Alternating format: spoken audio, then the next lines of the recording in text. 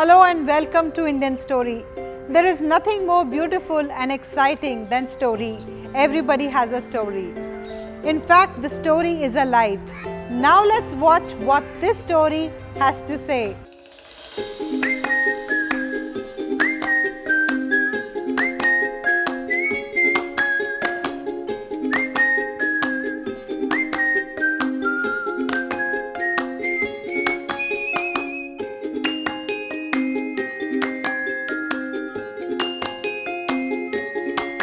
सारी कमाई जो है वो खुशियों के अंदर है। अगर कोई खुशियाँ खरीद सकता है तो इससे बड़ी कोई बात नहीं है, और जो खुशियाँ नहीं खरीद सकता वो करोड़ों रुपए भी लेके घूम ले तो वो बेकार है, वो यूजलेस है।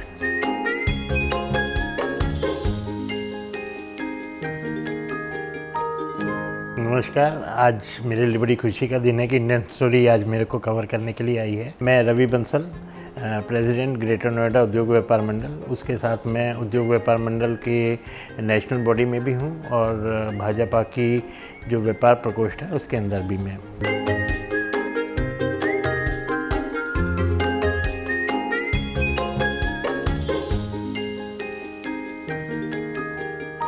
दिल्ली में हमारा जन्म हुआ, कमला नगर के अंदर हम रहते थे और वहाँ पे एक स्कूल था। पहले तो जैन स्कूल था जो जिसका बैंड भी जाता है उसके अंदर, मैं भी बैंड का पार्ट था कभी। उसके बाद 6 ऑनवर्ड्स धनपतमल विरमानी स्कूल था उस मॉरिस नगर में, वहाँ पे मैंने स्टडी करी। आफ्टर 12th मैंने राजधानी कॉलेज ज्वाइन किया दिल्ली यूनिवर्सिटी का। वहाँ से हमने इंडस्ट्रियल केमिस्ट्री का एक कोर्स स्टार्ट करवाया था।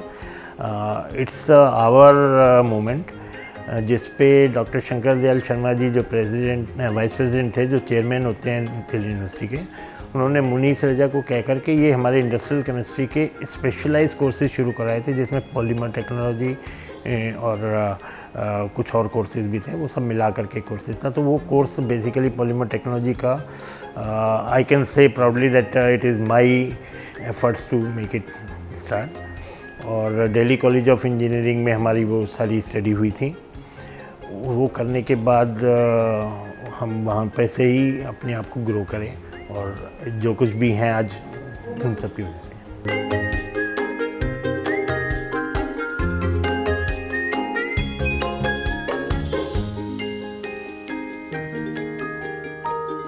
मेरे दादा का नाम रामचरण लाल जी था और दादी तो बस दादी थी। और हम लोग दादा दादी हमेशा गांव में रहे।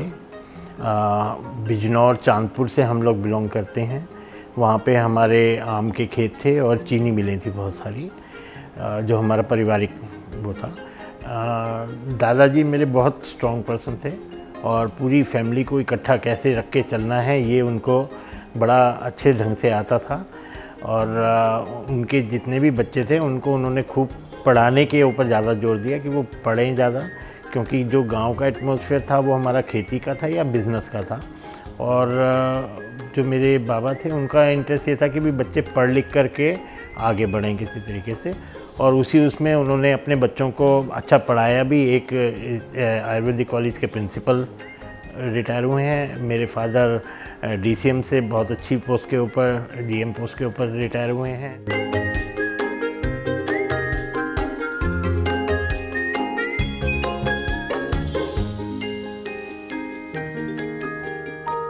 मेरे फादर लेट श्री ईश्वर प्रसाद आर्या बाद में रखा गया जब आर्य समाज आया, तो उनसे इन्फ्लुएंस होकर के उन्होंने अपने नाम के पीछे जो है वो आर्य लिखना शुरू कर दिया। और बहुत ही सोबर और बड़े प्यारी सी नेचर थी उनकी। कभी किसी से तेज़ आवाज़ में बोलते हुए मैंने कभी देखा ही नहीं उनको, इतना प्यारा सा नेचर था उनका। और वही कि भी अपने पिताजी से शायद उन्होंने सीखा कि भी परिवार को कैसे बांध के रखते हैं। तो परिवार में ना हर चीज़ होती है, कुछ ऊपर और कुछ नीचे, उन सबको भूलते हुए इकट्ठा सबको बांध के रखना, ये मेरे पिताजी की वो थी। और इन्हीं खूबियों में जो DCM के चेयरमैन थे उनके साथ ही उनकी वर्किंग रही और बहुत अच्छे ढंग से DCM में भी अपना पूरा होल्ड करके उन्होंने काम किया। जहाँ पे भी काम किया वो बहुत होल्ड करके करते थे और हम लोगों को ये कि भी तुम्हें पढ़ना है। मेरी माताजी का नाम लेट सावित्री आर्या है और वो हाउसवाइफ थी, लेकिन आप नॉलेज अगर देखेंगे तो उनकी नॉलेज हर लेवल पे, चाहे वो डॉक्टरी लेवल पे हो, चाहे वो अकाउंट्स लेवल पे हो, मतलब हर लेवल पे, चाहे वो उतनी पढ़ी लिखी नहीं थी, लेकिन वो हम लोगों से ही सीख करके और लोगों से बात कर करके अपनी उनकी नॉलेज लेवल हमेशा उनकी इतनी अच्छी रहती थी कि भी हमने जो कुछ भी सीखा और आगे बढ़े हैं वो हमारी मदर की वो रही है कि उन्होंने हमें आगे बढ़ाया है।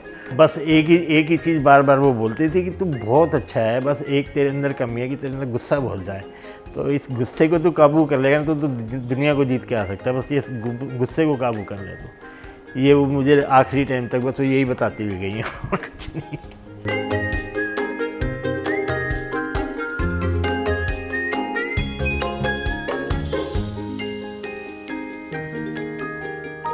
हम 3 भाई बहन हैं।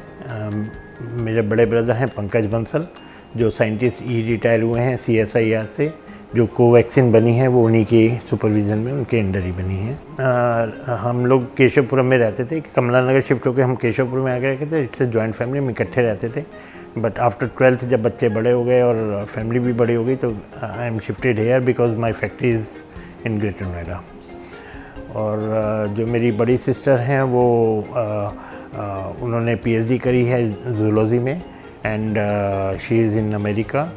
वो लास्ट 40 ईयर से अमेरिका में ही हैं, वहीं के ग्रीन कार्ड होल्डर हैं। उनके बच्चे वगैरह भी सब वहीं पर हैं। मंजुला अग्रवाल। भाई बहनों में संबंध बहुत अच्छे हैं, हर दुख सुख में एक दूसरे के लिए खड़े होते हैं। और इतना सब कुछ हुआ, देखिए बहुत जल्दी हमारे पेरेंट्स की डेथ हुई और सब कुछ हुआ, बट नथिंग हैज़ हैपन। जो कुछ भी था, I have the good faith in my elder brother, जो वो कर रहे हैं वो ठीक कर रहे हैं, तो it's a good relation. And sister is also in America, तो मेंटल सपोर्ट तो वहाँ से रखती है।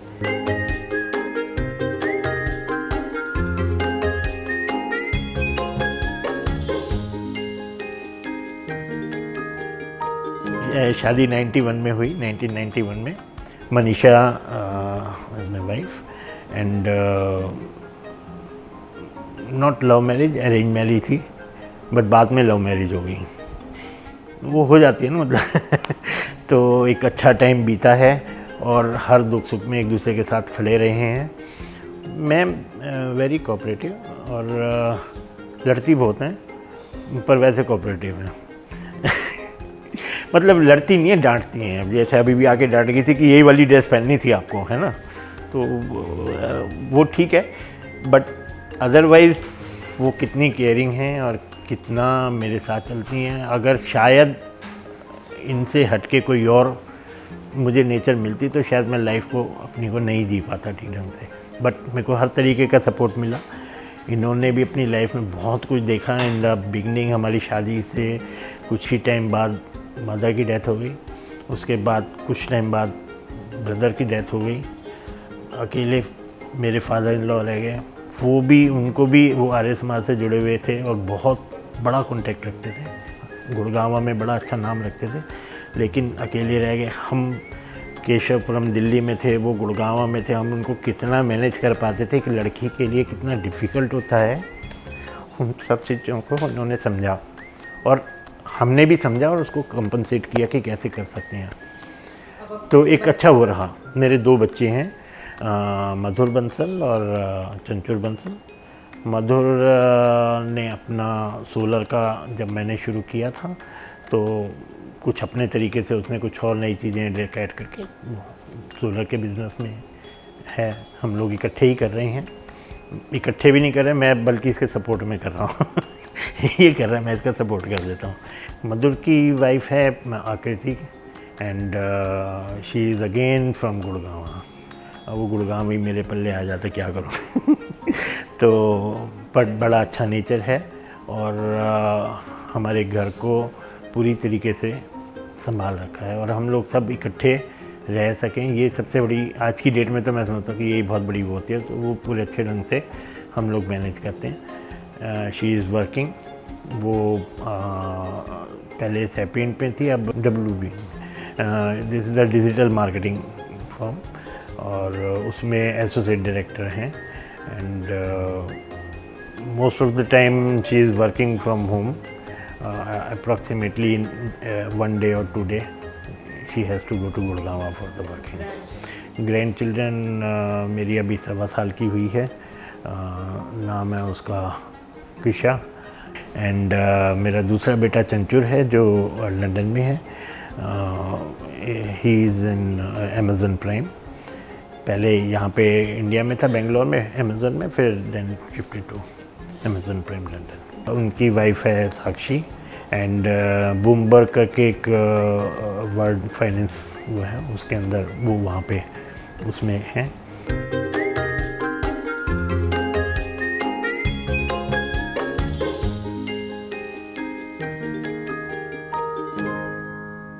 मैंने 1990 में शुरू किया था।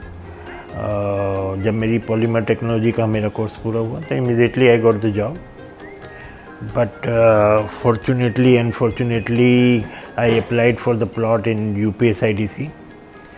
तो यहाँ कासना में वेनिस के पीछे मेरे को एक प्लॉट अलॉट हो गया, and very very nominal charges, and उसको भी इंस्टॉलमेंट्स में पे करना था। तो हम सर्विस क्लास से बिज़नेस क्लास में कूद गए। मेरी तब कंपनी थी टार्सन पॉलीफाई प्राइवेट लिमिटेड। दैट क्योंकि पॉलीमर से किया था तो पॉलीमर्स का ही मैंने काम शुरू किया, और फील्ड पीपी हम लोग बनाते थे। It is a field and reinforced thermoplastic. उस टाइम पूरी इंडिया में केवल 4 कंपनी थी जो बनाती थी, और जो उसकी मशीन आती थी वो कोई 5 करोड़ की आती थी दैट टाइम इन 1994। मैंने मशीन डेवलप करी अराउंड 80,000 में, 80,000 में, और वो फील्ड पीपी निकाला। And I will be in competition with these 3-4 companies जो अपनी टर्म्स और अपनी कंडीशंस के ऊपर मटेरियल बेचती थी। मारुति बम्पर आपने देखा होगा, आपने कूलर की बॉडीज़ देखी होंगी, ये सारी फील्ड पीपी के बोलते हैं। ये जैपनीज़ टेक्नोलॉजी है जो इंडिया के अंदर आई थी कि पॉलीमर के अंदर मिनरल्स डाल करके उसको एक कंपाउंड बना करके बेचा जाए। बट स्टिल पूरे घर ने, I remember that my mother, my father, they use to go with me in the factory, and वहाँ पे वो खुद मेरे साथ मशीन पे भी काम करते थे। तो वो टाइम भी देखा हूँ, और जब वो हमने चला दिया तो वो मतलब उन मशीन से भी बेटर प्रोडक्ट हम निकाल रहे थे। Then I started to construct my building. पूरा पैसा जो कमाया था वो हमने कंस्ट्रक्ट किया, मशीन लगाई, मशीन लगा करके चलाई, बहुत अच्छा चला। पॉलीमर लाइन हमने छोड़ दी थी अराउंड 2016, क्योंकि कंपटीशन बहुत ज़्यादा, जो मैंने आपको 4 कंपनियां कही थी वो 400 कंपनियां बन चुकी थी। हमारा सोलर का जो बिज़नेस है बड़ा स्पेशलाइज्ड बिज़नेस है। It's not the normal one जो हम ग्लास पैनल्स और वो सब देखते होंगे। फ्लेक्सिबल एटॉन सोलर इंटरनेशनल, ये हमारे फ्लेक्सिबल पैनल्स हैं, और इन फ्लेक्सिबल पैनल्स के साथ हमने प्रोडक्ट बनाए हैं। एंड आपको सुन के बड़ा अजीब लगेगा कि मिलिट्री के अंदर जो प्रोडक्ट 5 लाख रुपए का ख़रीद रहे थे USA से, एंड उसकी वो स्पेसिफिकेशन भी नहीं थी जो स्पेसिफिकेशन हम दे सकते हैं या दे रहे थे। वो स्पेसिफिकेशन भी नहीं थी, बस ये था कि उन्हें पता ही नहीं था कि कोई इंडिया में भी बंदा है जो ऐसा काम कर सकता है, या कोई कंपनी है जो ऐसा काम कर सकती है। हमने वो प्रोडक्ट बना करके दिया उनको। Can you imagine what is the cost of this? It is just 55,000 rupees, 5 lakhs, and here it is 55,000 rupees. It is Indian make, that means I can give you each and every service of it. 1 साल बाद वो USA का product बेकार पड़ा हुआ था उनके पास, उसे कोई ठीक करने वाला भी नहीं था कि ये चलेगा कैसे, और मेरा प्रोडक्ट उनका उससे ज़्यादा यूटिलाइजेशन का, उससे ज़्यादा अच्छी चीज़ उनके पास पड़ी हुई थी। उसके साथ साथ अभी हमने स्टार्ट किया है कोई last year he, that is the real estate और प्रॉपर्टी का वर्क। उसके अंदर हमने अभी धुलेरा, आपने नाम सुना होगा, इट इज़ इन गुजरात, वहाँ नियर टू अहमदाबाद, बहुत बड़ी सिटी बन रही है। तो वहाँ पे हमने लैंड पार्सल ले करके उनको लैंड को काट करके उनकी प्लॉटिंग करी है, उन प्लॉटिंग को सेल कर रहे हैं। प्लस अभी हमने कोई 3 महीने पहले स्टार्ट किया है, that is a global investment consultant. That means कि any person interested to invest in property anywhere in the world, like आपका UAE का चाहिए, आपको दुबई के लिए चाहिए, आपको UK के लिए चाहिए, आपको एस्टोनिया के लिए चाहिए, आपको लिथुनिया के लिए चाहिए, because I visited all this places. तो वहाँ पे क्या क्या गवर्नमेंट की कंडीशंस हैं, क्या कंडीशंस दे रही हैं, कुछ बहुत लिबरल हो रही हैं कि भी हम आपको ग्रीन कार्ड भी दे देंगे, ग्रीन कार्ड आप यहाँ पे अपना रेजिडेंस बना लीजिए, आप अपना इंडस्ट्रियलाइजेशन कर लीजिए। इन दैट वे आपको ग्रेटर नोएडा में चाहिए, ग्रेटर नोएडा में मिलेगा, आपको धुलेरा में चाहिए, धुलेरा में मिलेगा, आपको गंगा एक्सप्रेसवे पे चाहिए, इलाहाबाद के पास, इलाहाबाद के पास मिलेगा। मीन्स कि whatever the things you have in hand, मेरे पास 1 लाख रुपया है तो I want to invest 1 lakh of rupees, मेरे पास 10 करोड़ रुपया तो I want to invest 10 crore rupees, और मैं वो क्या बेस्ट वो कर सकूँ।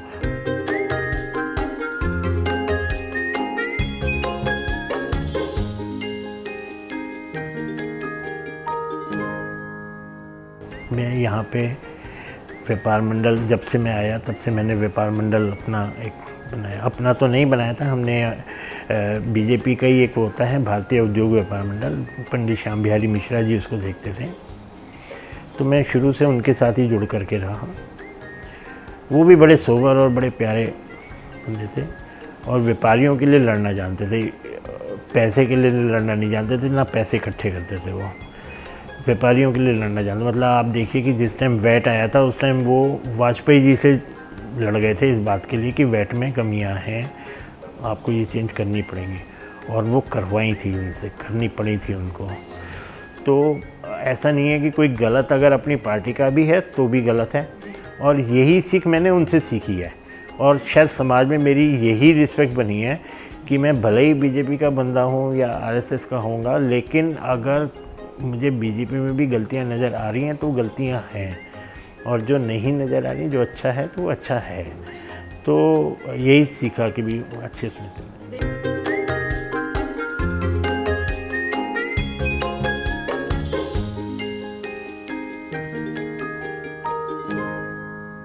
आज मैं ये कहना चाहूँगा कि जो मेरा प्रेरणा स्रोत रहा वो मेरा आरएसएस रहा। संघ ने मुझे बहुत बनाया, मैं ये कह सकता हूँ कि strong and tough and what I have to think.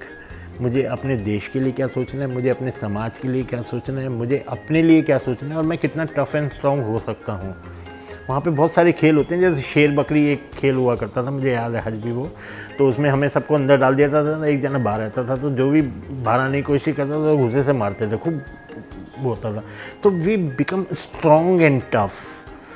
तो उस स्ट्रॉन्ग एंड टफ बनाने में वो भी ऐसे एक ऑर्गेनाइजेशन ने जो किसी उससे एफर्ट नहीं करिए कि कोई उसे पैसा मिलने वाला है, कोई उसको मैं उसको तनख्वाह देने वाला हूँ या कोई चीज़ देने वाला, नथिंग एल्स, जस्ट केवल एक नेशन बिल्डिंग के उसमें वो कर रहे थे। तो उन्होंने जो चीज़ें मुझे सिखाई वो मेरे दिमाग में आज तक भी हैं। तो बहुत सारे गुरु हैं हर लेवल पे।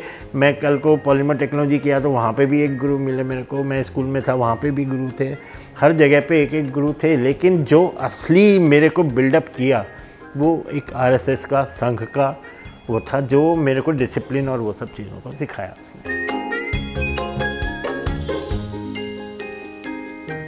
मैंने तो जवानी के बाद चैलेंजेस ही देखे हैं, because I started business and business that means कि you are busy, always busy. मतलब ये कि चैलेंजेस रहेंगे ही रहेंगे। अगर जॉब करो तो चैलेंजेस कम होते हैं। मैं बड़ी लेमन लैंग्वेज में कहता हूँ किसी को कि आप गाड़ी चला रहे हो चांदनी चौक के अंदर या गाड़ी चला रहे हो एक्सप्रेसवे के ऊपर। चांदनी चौक में चलाओगे तो एक्सीडेंट होगा तो ज़्यादा से ज़्यादा एक आध खरोच पड़ेगी, इससे ज़्यादा कुछ नहीं होगा। लेकिन अगर एक्सप्रेसवे पे एक्सीडेंट हो गया तो इसका मतलब कि तुम्हारा तगड़ा एक्सीडेंट है, कुछ टूटेगा फूटेगा या ऊपर जाओगे।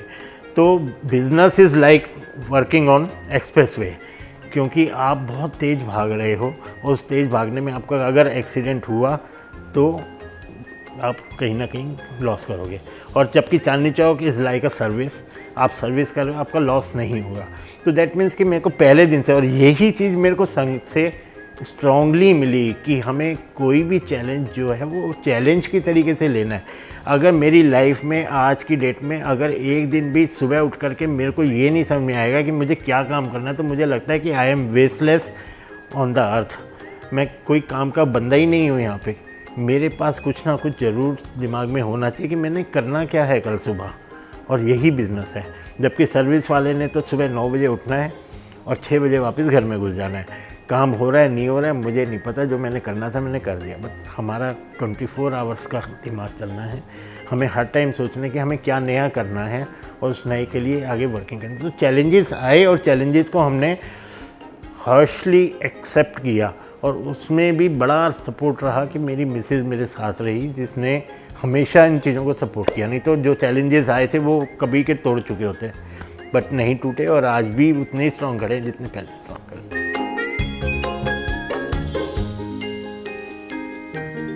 ट्रैवल मैंने किया है जर्मनी किया है, चाइना किया है, एस्टोनिया किया है, लिथुनिया किया है, मलेशिया किया है, नेपाल किया है। हाँ, मुझे हर जगह मज़ा आया, मुझे इवन चाइना में भी मज़ा आया। एंड मैं अराउंड 23 डेज़ वहाँ पे रहा हूँ। एंड लोकली ट्रैवल किया, मतलब ये कि भी कोई कैब या कोई चीज़ नहीं, मेट्रो और मेट्रो से ही मैंने ट्रैवल किया। वहाँ पे जाकर के उनकी लोकल मार्केट्स में बार्गेन भी किया उनसे हर चीज़ सस्ती भी खरीदी, और आई एन्जॉयड। मतलब मुझे कई बार ये लगता है कि ये बॉर्डर की दूरियां बना करके ज़बरदस्ती शायद हमारे पॉलिटिशियंस एक हवा बना देते हैं, जबकि आम पब्लिक में या आम लोगों में इतना आपस में वो नहीं होता है जितना बना दिया जाता है।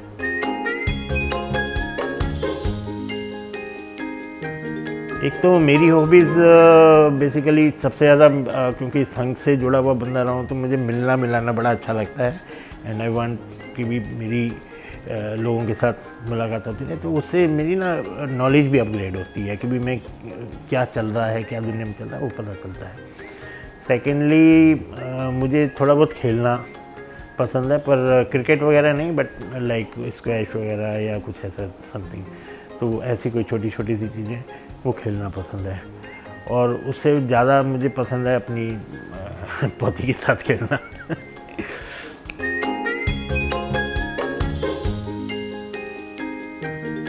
मैं तो एक ही मैसेज पास ऑन करना चाहूँगा कि पैसे कमाना और बड़े बन जाना ये कोई भी बड़ी बात नहीं है। उस पैसे का कितना इस्तेमाल करोगे, खाओगे तो वही दाल रोटी।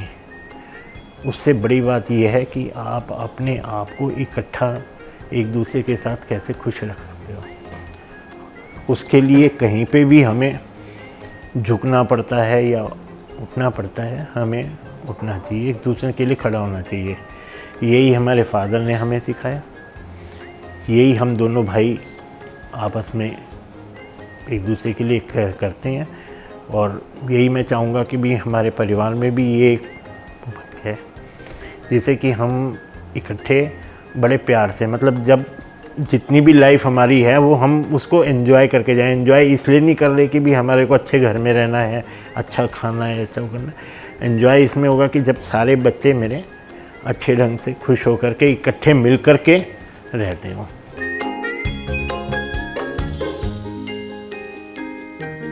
गाने का तो बहुत शौक है, but that is of 60s and 70s। वो सॉन्ग्स अच्छे लगते हैं। एंड मूवीज़ जो हैं, जो भी डिटेक्टिव मूवीज़ होती हैं, मुझे उसमें ज़्यादा मज़ा आता है। अभी कोई लेटेस्ट कोई सीरीज़ भी चल रही होती हैं तो वो भी डिटेक्टिव सीरीज मैं देखता हूँ। किसी राह में किसी मोड़ पर कहीं चल ना देना तू छोड़ कर, मेरे हम सफ़र, मेरे हम सफ़र, मेरे हम सफ़र। Thank you. Yes, we are all unique. We come and go. But these stories are legacy forever. Do share your story with Indian Story anytime, anywhere.